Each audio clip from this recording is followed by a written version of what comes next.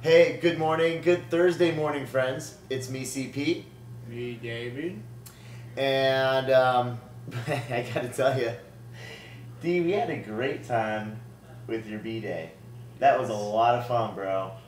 That was a lot of fun. Dave and Buster's. Yeah, I went to Dave and Buster's, and you know what? I haven't been out, and I haven't played a video game in probably a decade, and I didn't realize how advanced these video games are. Oh my god.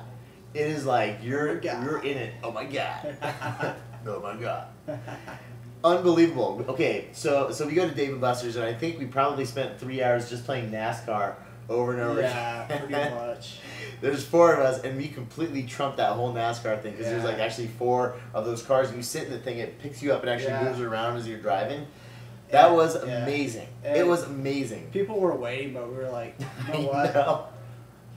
There's a line of people waiting, and at the end of every game, you'd be like, hold on, guys, one more, hold on. We took over that game. Yeah. That was a blast, bro. Good call. Good call Yeah. to Dave and Buster's. Yes. Wow. Yeah, boy, no kidding. I needed that too. Yes. We all needed that. You know, just get out, have a little bit of fun. Oh yeah, and we deal with some stress just like everybody else, and boy, have we been feeling it. It's just it's been some long days. There's a lot of stuff going on, and just trying to handle everything that's happening. Yes. So it's been some really long days. How's the hair going? Dude, nice haircut by the way. Also, Thanks for noticing. Well, I normally cut his hair, so sorry, man. that's okay. It's okay. Did they do a good job? Did a decent job. You know? Okay, so actually, Dee's got a pretty good line on this.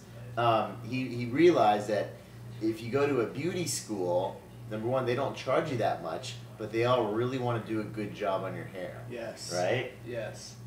And the girls are pretty cute, so Yes. so it's well worth it. It's better than me cutting your hair anyway. Yes. So even though I personally Yes. I take pride in my haircuts. I'm pretty particular about it. I've been cutting my own hair for like 10 years, and so I'm just I gotta get it dialed in.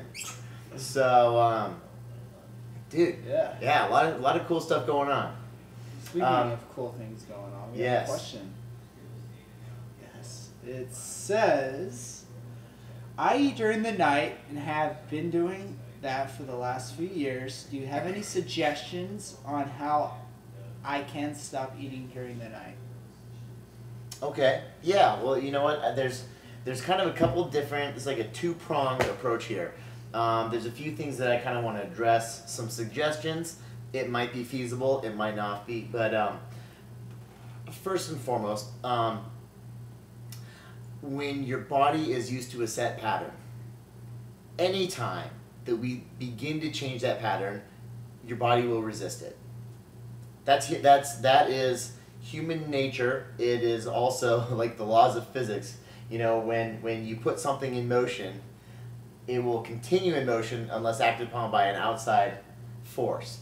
So your body wants to continue in motion.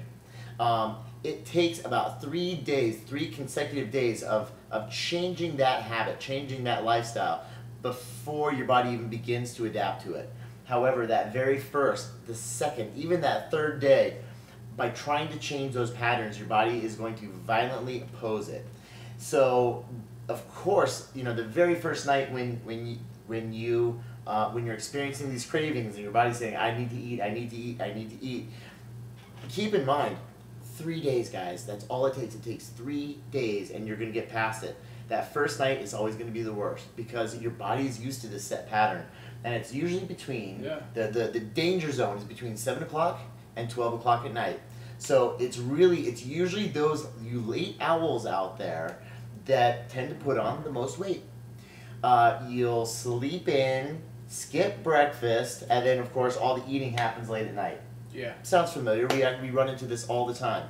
So for all of you late night people, and I sympathize with you because I actually get most of my creative brainstorming done later at night.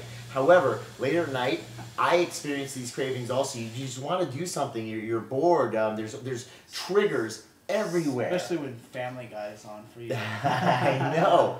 So keep in mind, guys, I need to catch myself too. There are triggers that are always happening at night between that 7 o'clock and 12 o'clock at night. The TV's on, you're doing your thing, you're in your zone, and especially because it's been a pattern for you for a long, long time. If you can make it past those first 3 days, it's a lot more smooth sailing from there. I'm not going to say it's super easy from there, but now check this out. I'm going to give you some tools to use. Number one, understand that it's going to take those 3 days. Understand that it's going to be violently opposed. Your body's going to experience this for 3 days. 3 days. So, got to get some tools in there. You have to prepare for this. You have to prepare for success. So, understanding that your body's going to oppose this, I need you to carry that gallon of water, and I need you to start pushing water, because we need to fill your stomach somehow. We're pushing water into it. Number two, go get yourself, to prepare for those 3 days, go get yourself a couple packs of gum, mint-flavored gum. It's going to curb those cravings big time. It's going to give you something to work on also, so you can just keep chewing that gum. Number three, I want you to choose some higher fiber foods earlier in the day. They really do help curb cravings later on. So you load yourself up with high fiber foods, your oatmeals, your lentils, your tons of fiber screen veggies, cruciferous veggies. The more veggies you eat and the more high fiber foods you eat, the less you're going to crave later on. You're not riding this processed carbohydrate roller coaster. Number four, and this is the last resort here, but the peanut butter trick, or we call it the fat trick. You can take cheese, peanut butter, maybe a handful of nuts, your very favorite kind of fats. I prefer a tablespoon of peanut butter just because so many people love peanut butter. Here's what you do. If you've done those first three things, you've done the water, you've done the mint gum, you've done the high fiber foods, and you're still experiencing cravings, which is completely natural. For those first 3 days, sometimes I'll throw that tablespoon of peanut butter in. It takes 15 minutes for that peanut butter to make it down the esophagus into the stomach, and then from the stomach it actually triggers what we call the vagus nerve. The vagus nerve, and it releases something called CCK. So that it's like a 1-2 punch of these chemicals that are released that go to your brain and tell your body that you're full. Fats do that. That's why fats are actually one of my favorite macronutrients, because they change the dynamic of our cravings so much. It takes 15 minutes, and all you need is about 10 to 15 grams of fat. Some people say 9 grams of fat to get this release of chemicals. So the biggest thing you do, you throw down the tablespoon of peanut butter, and you set your clock. You just watch. And mark my words, in 15 to 20, like 9, 10 to 15 minutes, cravings gone. All right. And that's the no sugar peanut butter, by the way, right? That is the no sugar. So I'm not talking about Jif or Skippy. Yeah, I'm glad you brought that up, brother. Yes. No Jif, no Skippy, no Peter Pan. I'm talking the real deal. I'm talking about the stuff that you open it up and you got to stir in the oil. That's real peanut butter, guys. That's peanuts and salt. So yeah, avoid that processed stuff, because you know what? They take the peanut oil out usually with the processed stuff, and they load it up with sugar. Sometimes that palm kernel oil, just so it's got a better texture at room temperature. I mean, it's just, come on, peanuts and salt. That's all you need. The oil's gonna separate. Stir it in. It's really good stuff. But yeah, so keep in mind, when it comes to that late night eating, you're not alone, but there really are things you can do. Oh, and I know we gotta go, and you guys are in a rush, but try to go to bed earlier. And that's why I make you guys work out so early in the morning. When you work out early in the morning, you're tired earlier at night. So there's mentally, psychologically, there's a reason why I want you guys working out so early in the morning. Number one, you can guarantee to get that meta boost in. Number two, you're tired earlier. If you start going to bed earlier, around 9, 10 o'clock at night, you shaved off 2 or 3 hours of the danger zone. And so sure enough, you start getting better results simply because you're on a better track, you're on a better sleep-wake cycle. So, all right, guys, sorry to, once again, I get a little excited about this stuff, but I really hope those are some really good tools for you. And, oh, man, and I tell you what, 90% of the people that we work with, they're late-night eaters. So you're not alone. Really pay attention. I hope some of these tips and tricks of the trade helped out. All right. Until mañana.